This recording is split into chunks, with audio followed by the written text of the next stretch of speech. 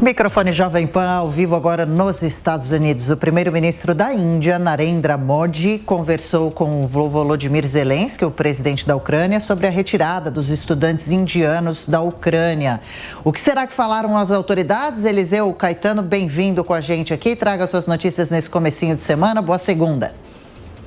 Oi, Adriana. Oi, Tiago. Muito bom dia para vocês. Bom dia para toda a audiência da Jovem Pan. Agora sim, conexão restabelecida. A gente traz essa informação sobre a conversa que aconteceu agora, na manhã desta segunda-feira, entre o primeiro-ministro indiano Narendra Modi com o presidente ucraniano Volodymyr Zelensky, viu? O primeiro-ministro indiano agradeceu às autoridades ucranianas pela facilitação na evacuação de pelo menos 20 mil indianos que estavam na Ucrânia, viu? Ele expressou ainda profunda preocupação também com a segurança da Ucrânia e dos estudantes, indianos que ainda permanecem no país. Ele enfatizou também essa necessidade da evacuação e da importância desses corredores humanitários.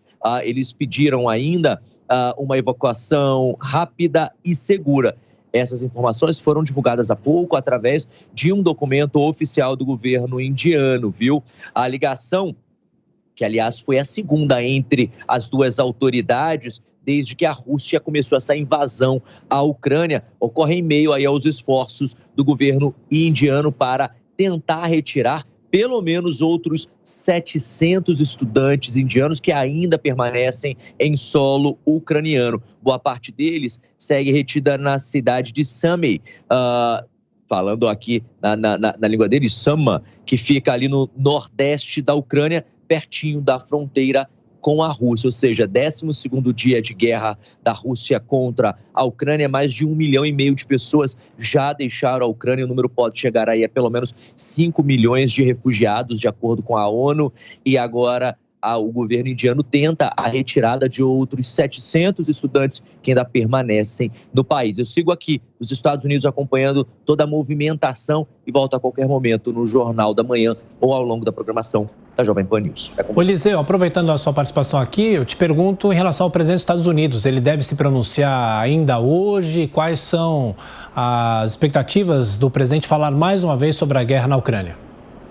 Sim, Tiago, existe a expectativa de que o presidente Joe Biden possa falar agora no final da manhã desta segunda-feira, porque ele tem a agenda em Washington, a agenda na Casa Branca. Ele passou o fim de semana descansando no seu estado natal, acompanhado da esposa e também de alguns familiares e assessores mais próximos. E a expectativa, de acordo com a imprensa local, é de que ele venha a público trazer atualizações sobre essas sanções todas que foram impostas contra a Rússia e também fica a expectativa de que os Estados Unidos podem ou não ajudar os aliados da OTAN caso haja algum problema, alguma invasão russa, algum distúrbio entre os países aliados da OTAN lá na Europa com a Rússia. O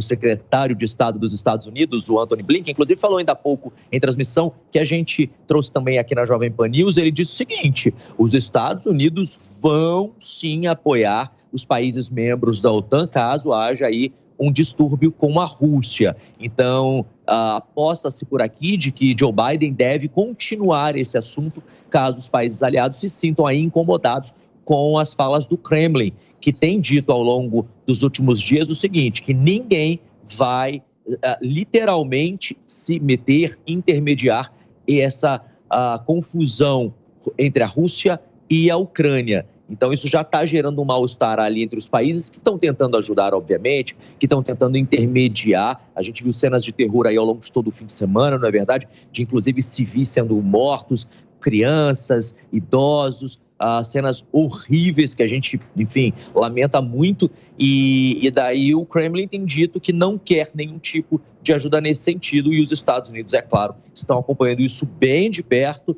De acordo com o secretário de Estado, Antony Blinken, podem sim intervir de uma maneira mais forte e agora fica a expectativa da fala do presidente dos Estados Unidos, Joe Biden, se ele vai realmente reafirmar isso ou não. Eu volto com vocês assim que a gente tiver essa resposta de Joe Biden.